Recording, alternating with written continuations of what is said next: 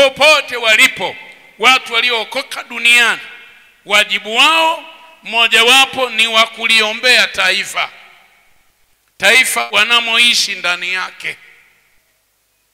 Hiyo ndo nafasi yetu, ndo wajibu wetu, hiyo ndo kazi yetu, hilo ndo fungu letu, hapo ndio mahali petu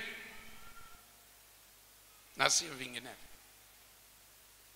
Wakati mwingine kuna umuhimu sana wa kukumbushana wajibu huu, sisi kama waamini, wewe kama muamini, mtu wa Mungu aliokoka. Kwa sababu kuna wakati mwingine unaweza ukajisahau, ukashindwa kutimiza wajibu wako kwa sababu ya kutokujua baada ya kuokoka una wajibu gani kwa Mungu wako. Wajibu mmoja wapo ni huu. Kwa hiyo wajibu huu wa kuliombea taifa ni wa msingi sana.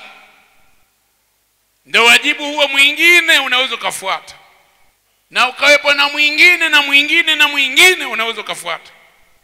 Kwa hiyo huu ni wajibu wa msingi sana wa kila mtu aliyeokoka kuliombea taifa lake. Watu wa Mungu, sifa namba moja ili sisi tukidhi kwa waombezi wa taifa ni kujidhiri, ni kujinyenyekesha, ni kujishusha. Mseme amina. Ni kujiona na sisi hatuna haki, ni wakosaji hata kama sio mkosaji. Mungu ndicho anachotaka watu wake, wasio watu wenye kujihesabia haki kupita kiasi. Wafike mahali wana haki lakini wajishushe, wajidhiri, wajione ni kama watu wengine tu. Hiyo ni sifa namba moja ya muamini. Mwenye sifa ya kuwa mwombezi wa taifa ni muamini ambaye namba moja ni wa kujishusha, ni wa kujidhiri, ni wa kujinyenyekesha. Ndio anasema ikiwa watu wangu walioitwa kwa jina langu watajinyenyekeza, kwenye mstari wa 14. Sasa mtu aliyeokoka ndiye mtu aliyeitwa kwa jina la Bwana Yesu. Unabea that kind of name. Unaitwa Mkristo kwa sababu umembeba nani? Kristo ndani yako. Umemwamini Yesu. Wakristo wanataka kwa watu wa kujinyenyekesha, sio watu wa kuinua vichwa, sio watu wa kujigamba, sio watu wa kujitukuza, sio watu wa kujiinua. Na mtu mnyenyekevu mara zote huwaga hana lawama. Mtu mnyenyekevu mara zote huwaga hana manunguniko, hatafuti kulaumu watu na kunungunikia watu. Yeye anatumia nafasi hiyo, anajinyenyekeza, anaingia kwenye maombi, anaombea taifa lake na watu wake, Mungu aonekane. Mseme amina.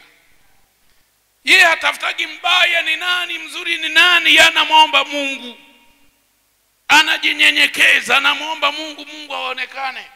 Tukisema Mungu ni Yesu, maana katika Injili ya Yohana 1:1 inaonyesha. Na unamfahamu Yesu tabia zake.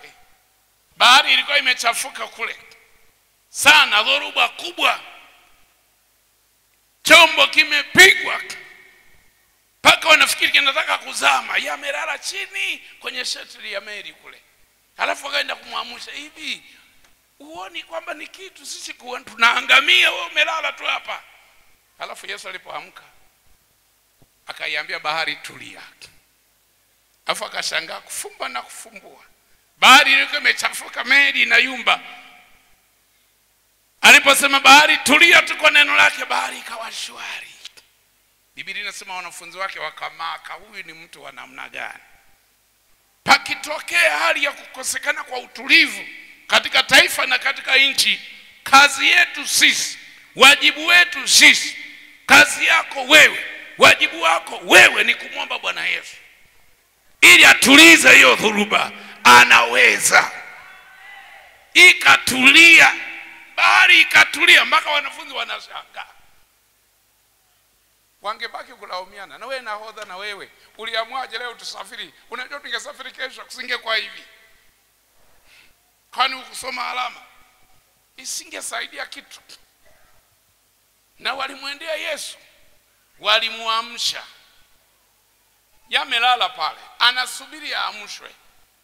Bahari imechafuka, atokee, atulize, safari ya maisha iendelee. Kwa hiyo huo ndio wajibu wetu. Lakini nategemea anaamshwa na watu wa jinsi gani. Anasema watu wenye sifa ya unyenyekevu, sio wakorofi. Mseme amina. Sio watu wanaojiinua, sio watu wanaojitukuza. Ni watu waliojishusha, halafu wanaomba. Wanapoomba wanautafuta uso wa Mungu. Hawatafuti kitu kingine kiwacho chochote.